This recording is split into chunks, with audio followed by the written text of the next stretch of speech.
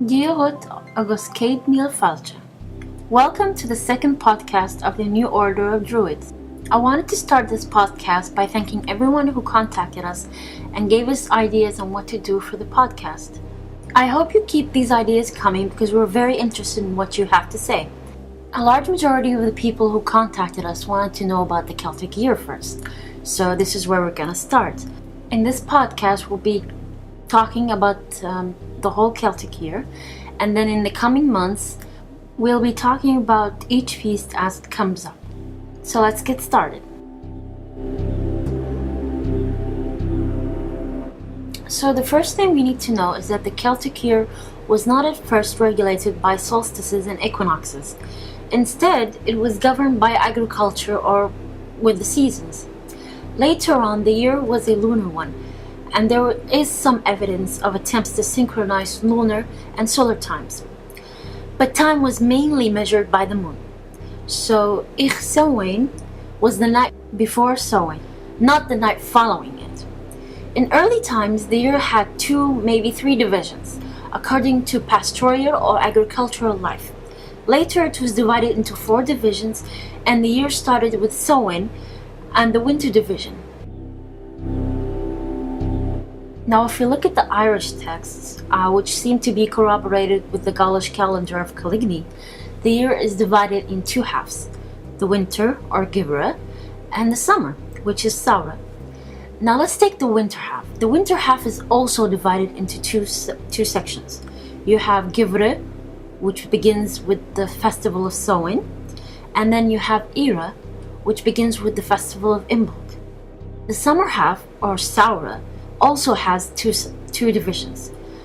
It starts with Saura at the beginning of Beltane, and the second half would start with Fovra, and it is heralded by the festival of Lunasa. The leftover festivals were not added to the Celtic calendar until the 1900s. Now let's talk about the 4 festivals separately. Let's start with Samhain. Samhain etymologically means the end of summer, or put in another way, the beginning of winter. Samhain, beginning the Celtic year, was an important social and religious occasion. Samhain may be regarded as, in origin, an old pastoral and agricultural festival, which in time came to be looked upon as affording assistance to the powers of growth in their conflict with the powers of blight. Irish literature gives us the most delighted insight into Samhain. It is the end of the old year and the beginning of the new one. It was considered a liminal time between the 2 years, and as such, it was a dangerous time. The dangerous spirits of the dead are free to roam at this time. The myth connected to this time says that this time is the time when the god Dagda and a female goddess, usually the Morrigan, came together. Through their intercourse, the well-being of the tribe and the fertility of all their enterprises were secured. In some versions of the myth, the goddess was an old hag who was revitalized by the intercourse. Samhain is the time of year when gods visit men.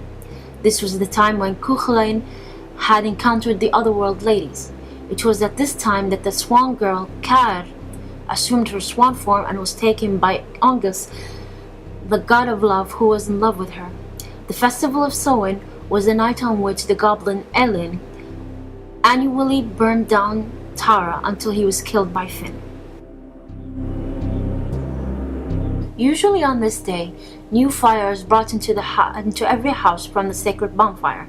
This bonfire was probably kindled from the need fire by the friction of pieces of wood. This way, its purity is preserved. This purity is needed for a beginning's ritual. The putting out of the old fires probably symbolized getting rid of evil with the old year. This was an important festival and everyone had to attend, or lose things like reason, tremulous, and tombs. Political, economical, and religious matters were discussed, and feasts were held usually with pork and wine.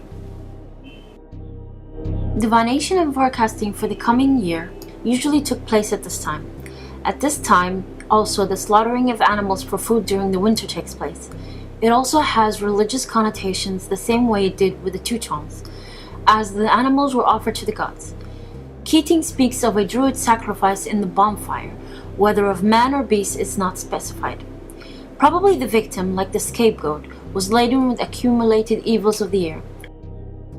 Winter and spring in many people's minds are associated with death and resurrection, so Samhain is a day to remember one's ancestors, to celebrate the immortality of the soul, the dead and the gods, or to be placated to keep the darkness at bay. This would be the time to take stock of the last year, make up new resolutions, and tie up loose ends. This would also be the time when the storytelling tradition would start again by the elders of the family. Children born on this day were said to have the second sight and were able to communicate with the supernatural.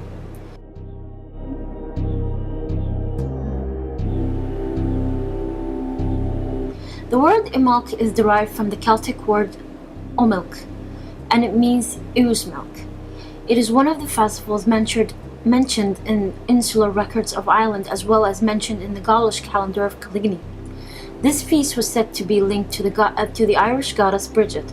This festival usually takes place 3 months after the festival of Samhain.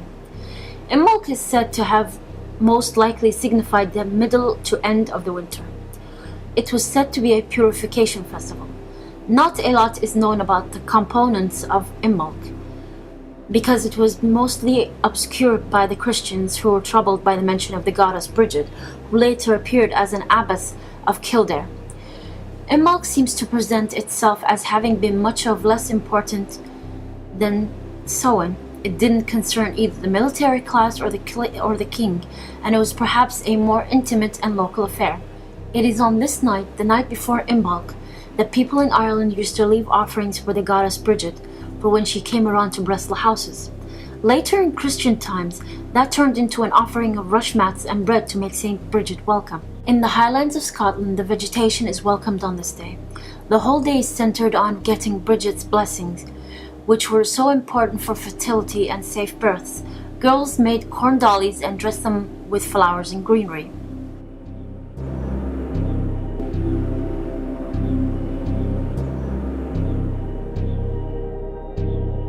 Now let's talk about Beltane. This festival was held on the first day of May in Ireland and Scotland, celebrating the beginning of summer and open pasturing. Beltane is first mentioned in the glossary attributed to Cormac, Bishop of Cashel and King of Munster, who was killed in 908. Cormac describes how cattle were driven between two bonfires on Beltane as magical means of protecting them from disease before they were led into summer pastures, a custom still observed in Ireland in the 19th century. Beltane festival served as an opening to life and light. Not a lot is known about the rituals observed in Beltane. It was believed to be a sacerdotal festival, and the Druids were thought to be in honor there. The folk survival of this festival shows it to be a promotion of fertility. The idea that powers of growth had successfully combated those of blight may have been ritually represented. Bonfires were kindled in sympathetic magic to encourage the sun's warmth to penetrate the earth.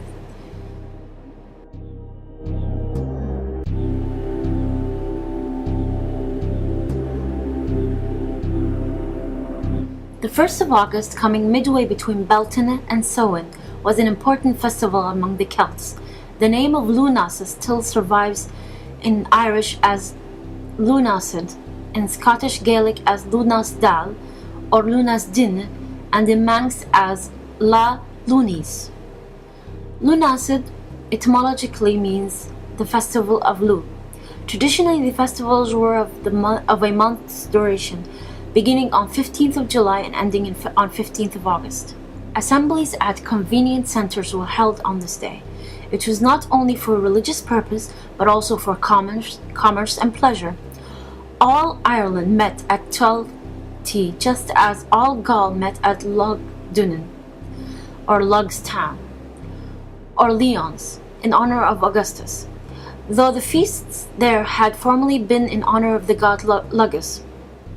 The festival consisted of various games and especially of plenary assemblies.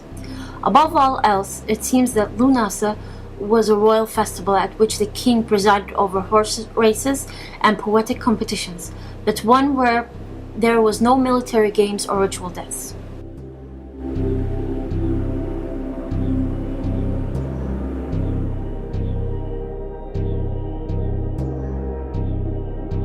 this was a brief look at the Celtic year.